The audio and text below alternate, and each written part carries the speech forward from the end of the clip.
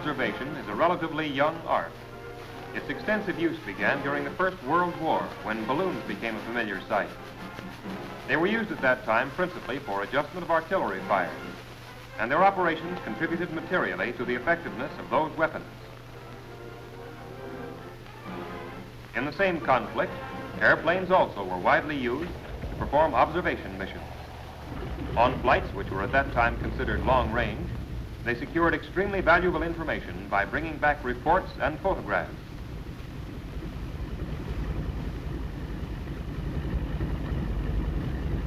The present World War finds heavily armored, low-flying pursuit-type aircraft performing similar duties close in, and fast-flying long-range medium and light bombers accomplishing the same type of mission deep in enemy territory. Armed only for defense, they carry complete radio and photographic equipment. They possess an extended radius of operation and depend to a very great extent upon air superiority for successful completion of their mission. For liaison work and close cooperation with the artillery, still another type of airplane is in use, an adaptation of the civilian air flivver. Its extremely slow speed permits it to hover in sight of a target and to operate from fields of very small area. This type of airplane is extremely vulnerable to fire of all weapons. It is never employed during daylight over areas occupied by hostile forces. In general, observation missions fall in three classes. The first of these is visual observation, in which the observer reports what he sees.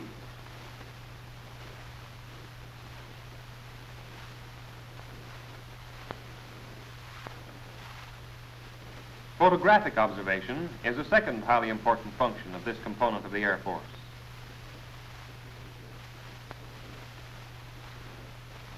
The adjustment of artillery fire is the third type of duty performed by observation aviation.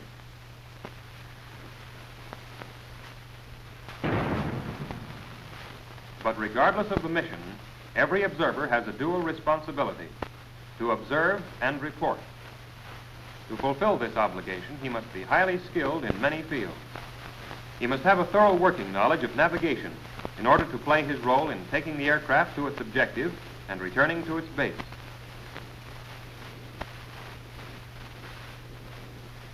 He must be expert at map orientation. At all times, he must know exactly where he is in terms of map coordinates. He must be skilled in communications, both radio and visual, and the procedures involved in their use.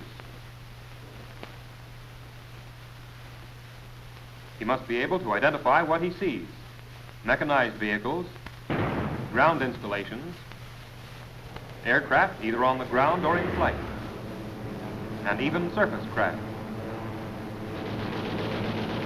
He must be proficient in aerial gunnery. This film is presented to accomplish a dual task: to acquaint student observers with their responsibilities and duties, and to inform the personnel of all arms and services regarding the roles, capabilities, and limitations of observation aviation. To function efficiently, observation aviation must be employed properly.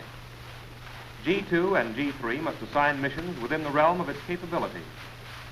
The officers who request information with a full working knowledge of observation's limitations will find that this important branch of the flying forces can do an excellent job for them.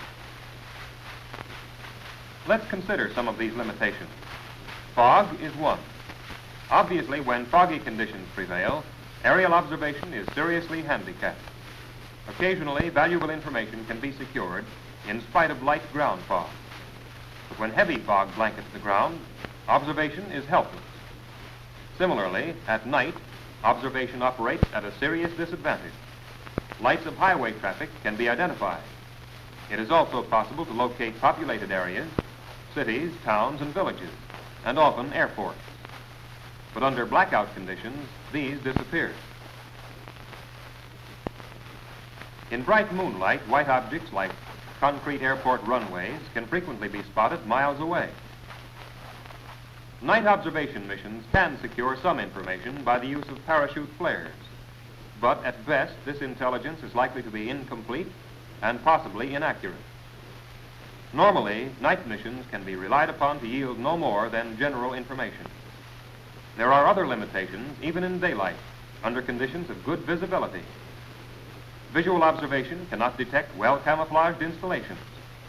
Troops and vehicles concealed in dense woods are safe from the observer's eyes as well as his camera.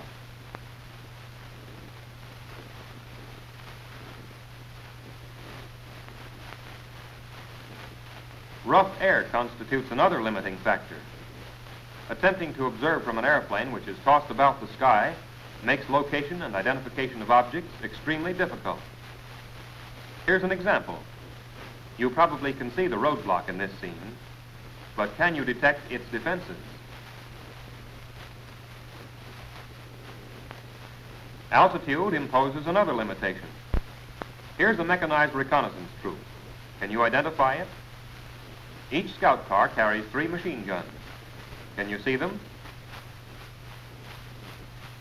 Let's drop lower. You'd be a tempting target, but can you see the guns even now? Here's some division artillery on the march. See the guns? Are they medium or light? Few observers could tell even from this altitude.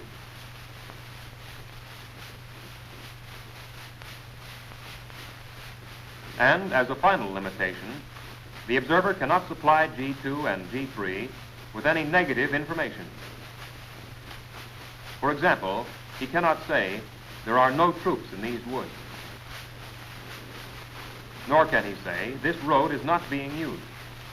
He can only say, at the time of the observation, no traffic was seen on the road. The observer must confine himself scrupulously to the facts. Others will interpret and evaluate this. It is not for the observer to state that a unit occupies too large a front. He cannot say, for example, the front line is overextended. He should report, the front line extends from this point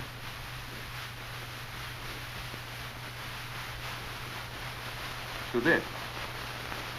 However, despite these limitations, the observer can supply much vital information of a positive nature.